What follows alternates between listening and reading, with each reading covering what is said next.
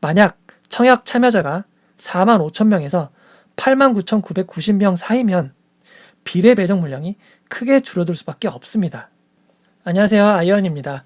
오늘은 오늘 마무리된 청약들의 예상 배정과 내일 청약이 진행되는 뷰노의 주의사항을 알아보도록 하겠습니다. 1일차 경쟁률에서 오로스 테크놀로지가 유일 에너테크에 비해 경쟁률이 매우 낮게 여겨졌었는데요. 여기에는 한 가지 함정이 있었습니다. 신영증권은 경쟁률을 비례 경쟁률로 계산하여 보여준 반면 키움증권과 IBK 투자증권은 종합 경쟁률이었습니다. 따라서 비례 경쟁률은 곱하기 2를 해야 맞습니다. 그렇다 하더라도 오로스 테크놀로지가 유일 에너테크보다는 경쟁률이 낮았는데요. 최종 경쟁률은 오로스 테크놀로지가 종합 경쟁률 1033.82대 1로 비례 경쟁률은 곱하기 1을 한 2067.62대 1을 기록하여 유일 에너테크의 1952.63대 1보다 더 높은 경쟁률을 기록했습니다. C11 종합 경쟁률 195.53대 1로 상당히 저조했는데요. 올해 진행된 청약 중 가장 낮은 경쟁률을 기록했습니다. 그럼 예상 배정을 알아볼 텐데요. 말 그대로 제가 계산한 예상 배정인이 실제 배정과 다를 수 있음을 주의해 주시기 바랍니다.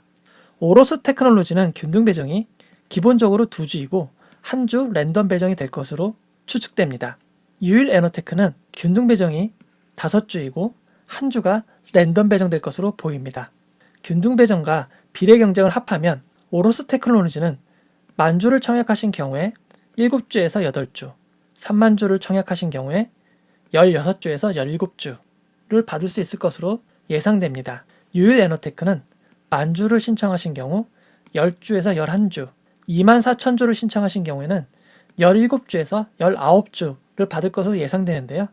비례 배정에서도 한 주 랜덤을 받을 수 있을 거라고 추측됩니다.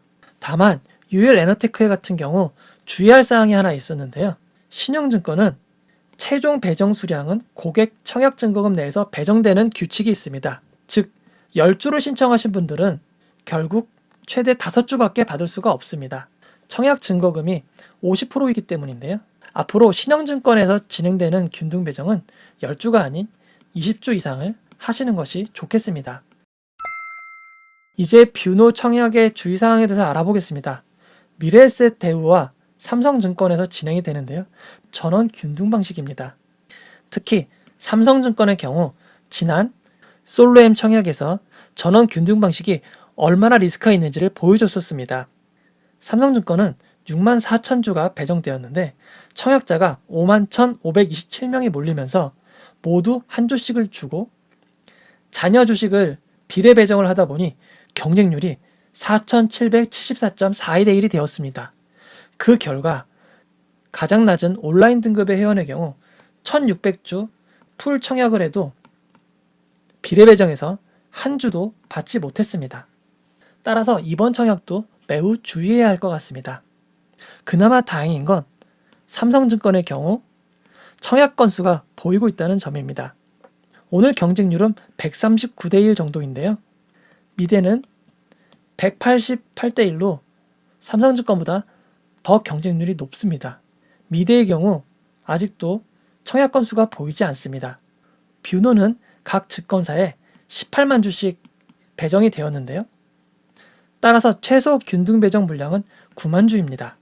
만약 청약 참여자가 45,000명에서 89,990명 사이면 비례 배정 물량이 크게 줄어들 수밖에 없습니다. 1일차에도 벌써 28,500명이 참여하였는데요. 만약 89,000명이 청약에 참여한다고 하면 비례 배정 물량은 2,000주밖에 남지 않게 됩니다. 따라서 청약에 참여하시는 분들은 청약 마감 전까지 청약 건수를 보시면서 비례 배정 물량이 얼마나 줄어드는지 꼭 확인하시고 청약을 해야겠습니다. 오히려 9만 명이 넘어가면 한 주씩만 받으면 되기 때문에 비례 배정 물량이 크게 줄지 않을 수 있습니다. 항상 삼성증권보다 미래에셋 대우가 청약자가 더 많았는데요. 이런 점을 감안해서 삼성증권의 청약 건수를 참여하신 것도 매우 좋은 전략입니다. 뷰노 2일차 총 청약 건수에 따른 계산은 커뮤니티 게시판을 통해서 종종 제공될 예정이니 꼭 구독해서 참고하시면 좋겠습니다.